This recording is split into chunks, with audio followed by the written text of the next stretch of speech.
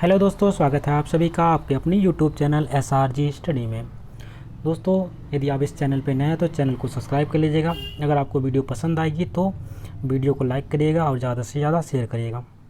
आज के वीडियो में हम सब पढ़ेंगे यूपी बिहार बोर्ड का कक्षा 7 का सोशल साइंस यानी कि ज्योग्राफी भूगोल हमारी दुनिया भाग 2 का चैप्टर नंबर 7 है, जीवन का आधार पर्यावरण। आइए वीडियो की शुरुआत करते हैं। पहला प्रश्न है कि वृक्षों की संख्या वृद्धि के लिए आप क्या क्या कर सकते हैं। अगर आपको वृक्षों की जो संख्या उसकी बढ़ाना है, उसको बढ़ाना चाह रहे हैं तो आपको क्या क्या करना होता है, आप क्या कर सकते हैं उसके बारे में लिखेंगे। तो ध्यान में रखेंगे, उत्तर में लिखेंगे वृक्षों की संख्या वृद्धि के लिए हमें संकल्पबद्ध होना पड़ेगा। हमें संकल्प लेना होगा कि प्रत्येक वर्ष हम कुछ ना कुछ वृक्ष अवश्य रोपेंगे यानी कि लगाएंगे और उनकी साथ में देखभाल भी करेंगे। बहुत नहीं तो कम से कम वर्ष में 5 वृक्ष जो कि फलदार वृक्ष हों तो बहुत अच्छा। पत्तेदार वृक्ष तो पर्यावरण के प्राण माने जाते हैं और हम ना तो वृक्ष काटेंगे और ना ही किसी को काटने देंगे। पशुओं से रक्षा के लिए हम वृक्षों की घेराबंदी करेंगे। तो इस प्रकार से आप वृक्ष लगाएंगे और साथ ही साथ उसका रक्षा भी करेंगे, उसकी देखभाल करेंगे। वृक्ष लगाने से क्या फ़ायदे होते हैं? बहुत से फ़ायदे होते हैं। यहाँ पर पर्यावरण की बात करते हैं तो जो प्रदूषण की कमी होती है, मौसम के परिवर्तन में वृक्ष हमारे सहायक होते हैं, मिट्टी के कटाव रोकने में वृक्ष सहायक होते हैं, कार्बन डाइऑक्साइड की मात्रा कम करने में वृक्ष सहायक होते हैं, ऑक्सीजन की मात्रा बढ़ाने में वृक्ष सहायक होते हैं। तो कहीं ना कहीं देखा जाए तो वृक्षों का बहुत ही हमारे जीवन में गहरा संबंध होता है हमारे जीवन से, क्योंकि हमको पता होता है ये क्या करते हैं, प्रकाश संश्लेषण करते हैं। खास करके इनकी जो पत्तियां होती हैं इसमें पर्णरंध्र पाए जाते हैं, इसको हम स्टोमेटा कहते हैं इंग्लिश में। और ये इनके द्वारा श्वसन यानी वाष्पोत्सर्जन करते हैं और क्या श्वसन लेते हैं।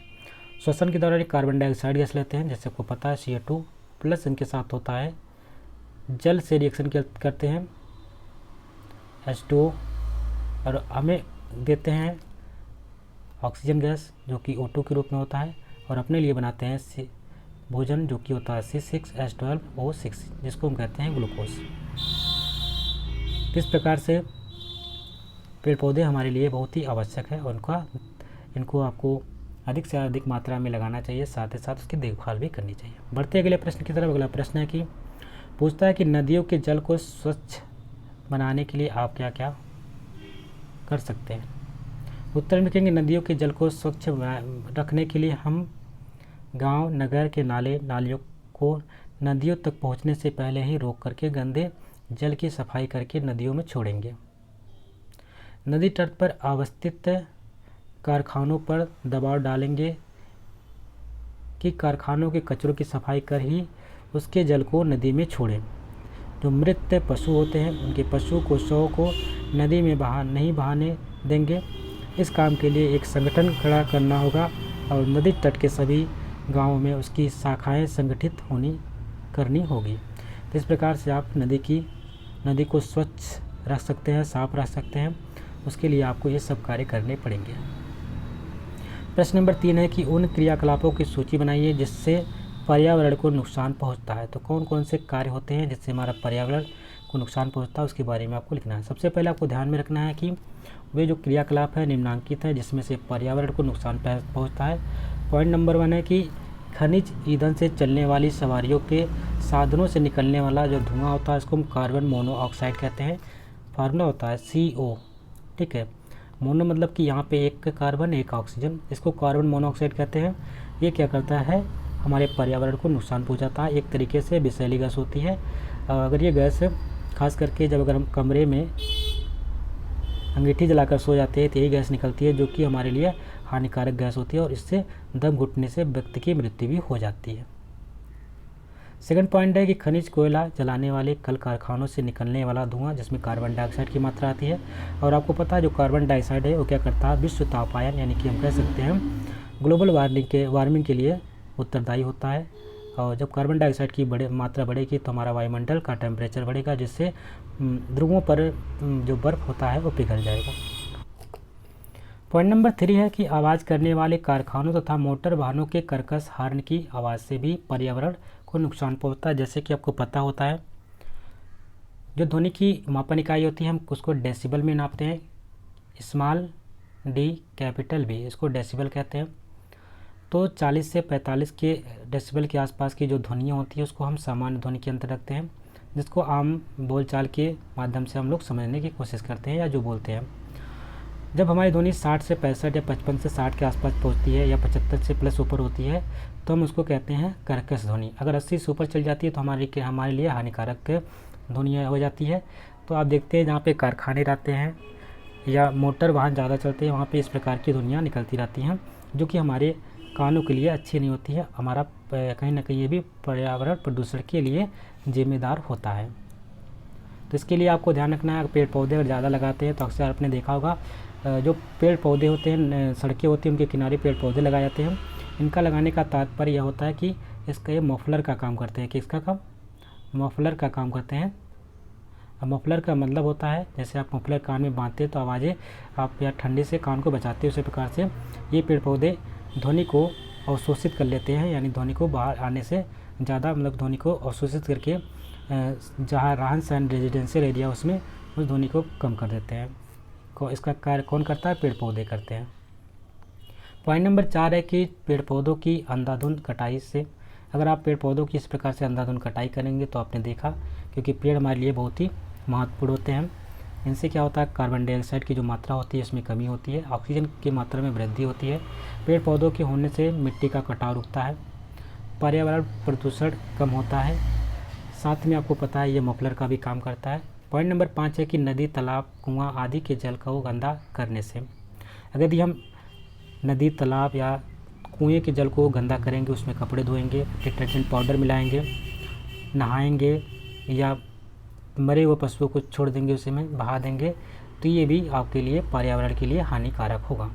पॉइंट नंबर 6 है पॉलीथीन के उपयोग। अगर हम पॉलीथीन का उपयोग करेंगे तो कहीं ना कहीं हम पॉलीथीन को फेंक देंगे, और जैसे कि आपको पता है पॉलीथीन जो होता है नॉन बायोडिग्रेडेबल होता है, यानी कि ये गलती नहीं है, सड़ती नहीं है। जैसा आप छोड़ देंगे उसी रूप में वो पुनः वैसे मिलेगी। अगर पृथ्वी के अंदर हंसी है तो उसी प्रकार से उसमें रहेगी, और ये भी हमारे लिए पर्यावरण प्रदूषण का कारण बनेगी। पॉइंट नंबर 4 है कि प्रश्न नंबर 4 है कि पॉलीथीन के विकल्प क्या क्या हो सकते हैं। अगर हमें पॉलीथीन ना इस्तेमाल करना पड़ेगी उस स्थान पे कौन कौन सी चीज़ें इस्तेमाल हम कर सकते हैं, उसके बारे में आपसे लिखने के लिए बोला गया है।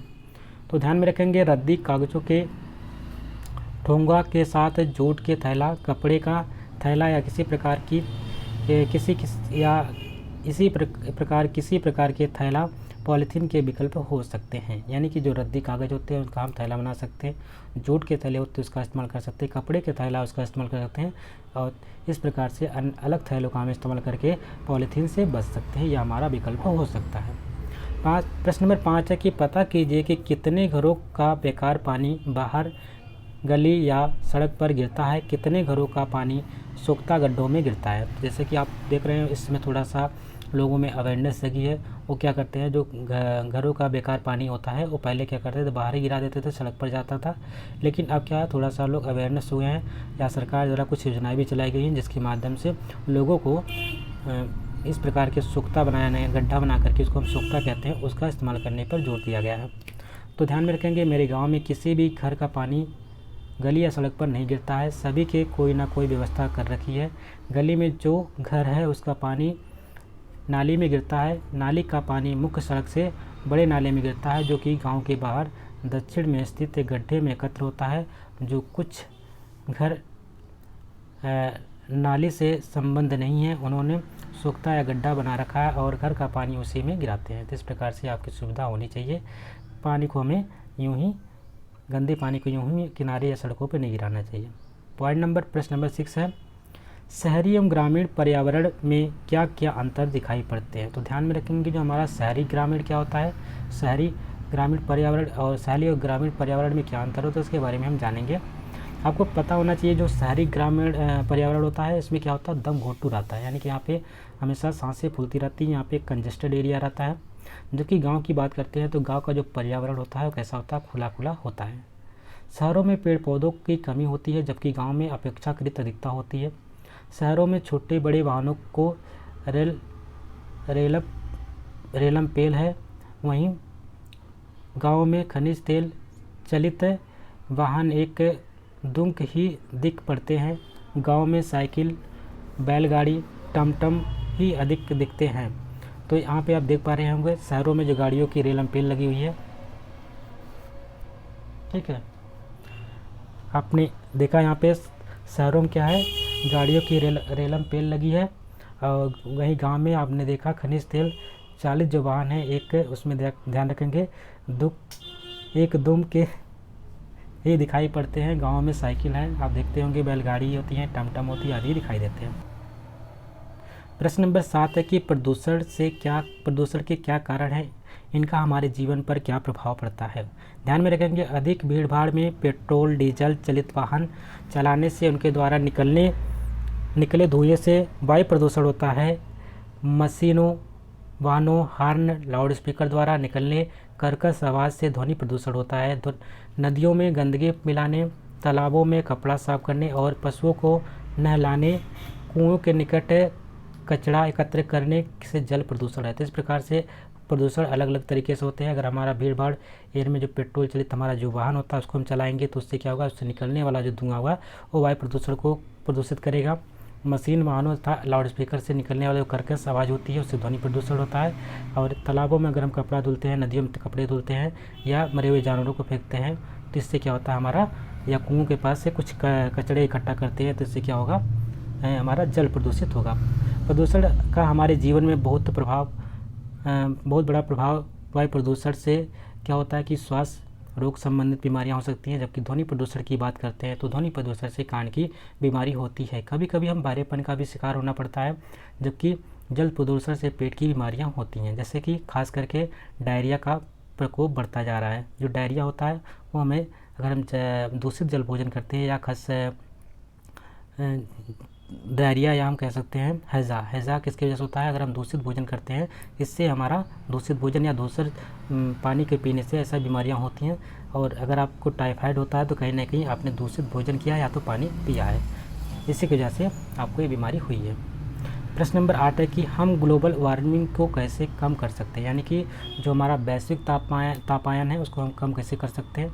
तो सबसे पहले हमको पता होना चाहिए वैश्विक तापमान बढ़ता कैसे, होता कैसे। जब हम ज़्यादा से ज़्यादा कल कारखानों का या रेलगाड़ियों का, वायुयानों का प्रयोग करते हैं तो हमारे वायुमंडल का जो टेम्परेचर होता है बढ़ता है इसमें, क्योंकि कार्बन डाइऑक्साइड की मात्रा बढ़ती है।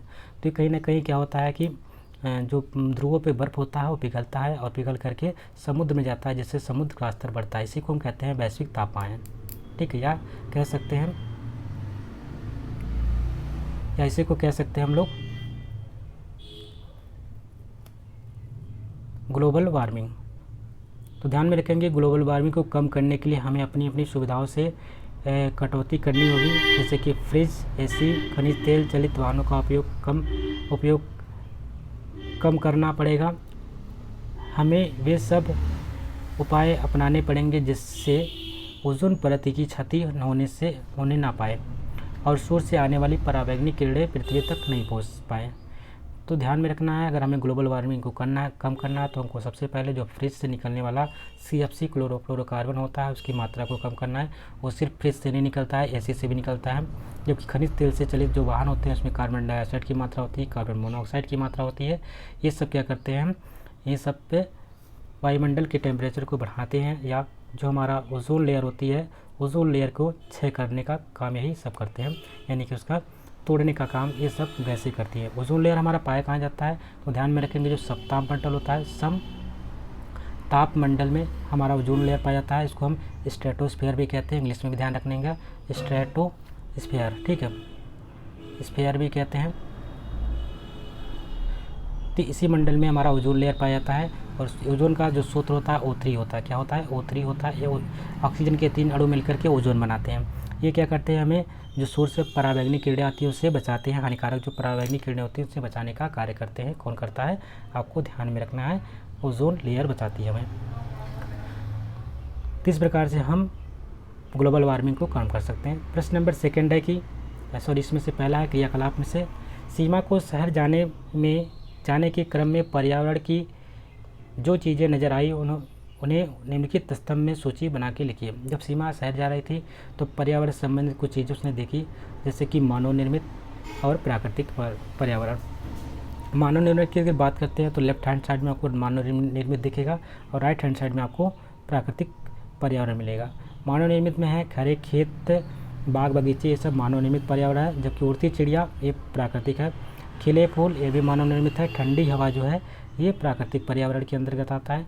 बस की बात करते हैं, बस, ऑटो रिक्शा, ये सजी दुकानें, गाड़ियों का धुआं, ये सब क्या है, मानव निर्मित है। जबकि धूप, गंगा नदी का किनारा, सोन्स यानी कि डॉल्फिन, गर्मी, कार्बन डाइऑक्साइड, ये सब की है, ये सब प्राकृतिक है।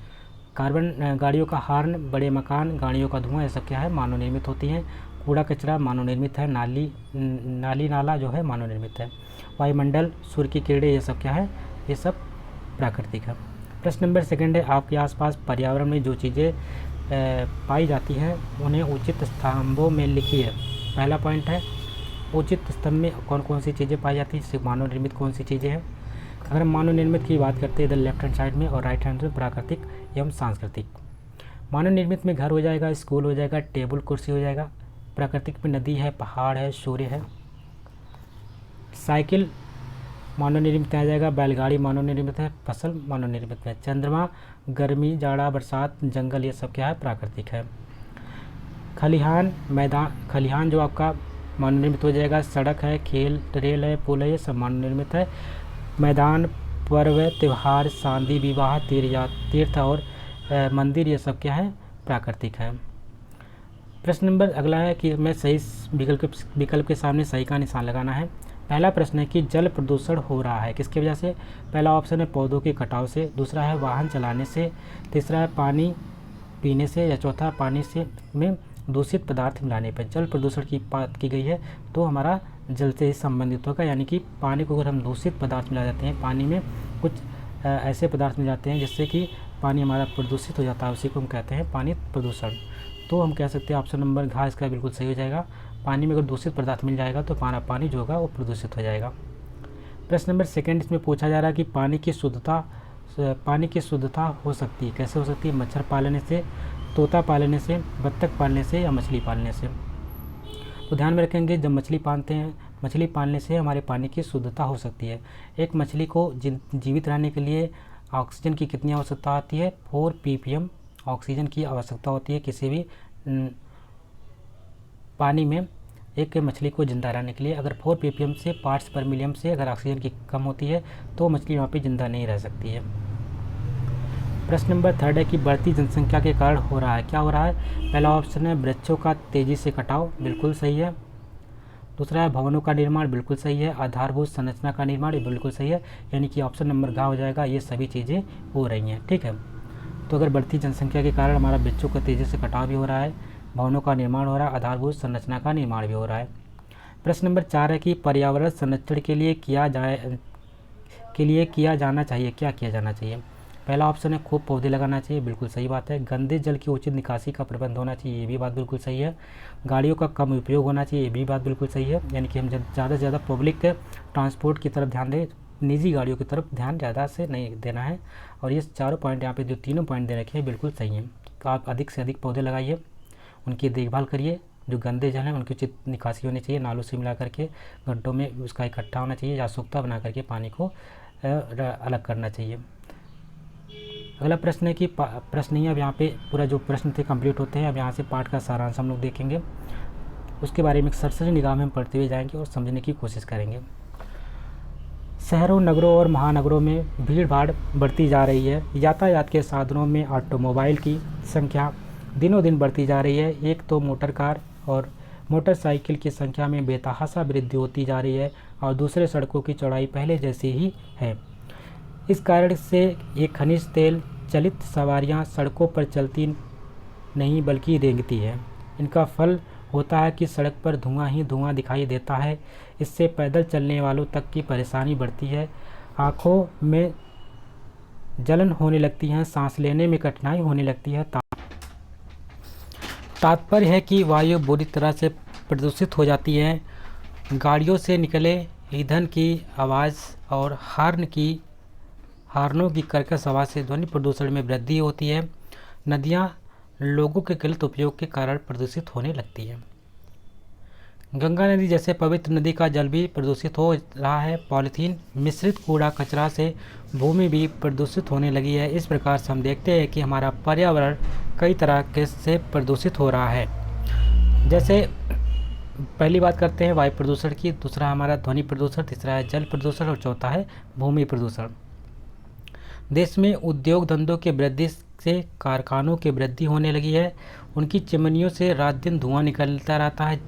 पहले जहाँ पेड़ पौधों के कारण हरियाली रहती थी, वहीं आज कंकड़ ईंट सीमेंट का जंगल दिखाई देता है। एक तो पेड़ पौधों की कमी और दूसरे यातायात के साधन, फ्रिज, एसी, जनरेटर के अबाध उपयोग से ताप में वृद्धि होती जा रही। यह किसी एक शहर या राज्य या देश की बात नहीं है, यह बात संपूर्ण विश्व की समस्या बन गई है। इसी कारण इसे भूमंडलीय तापमान यानी कि ग्लोबल वार्मिंग कहा जाता है। यदि सही कहा जाए तो इसके जिम्मेदार स्वयं मानव ही है।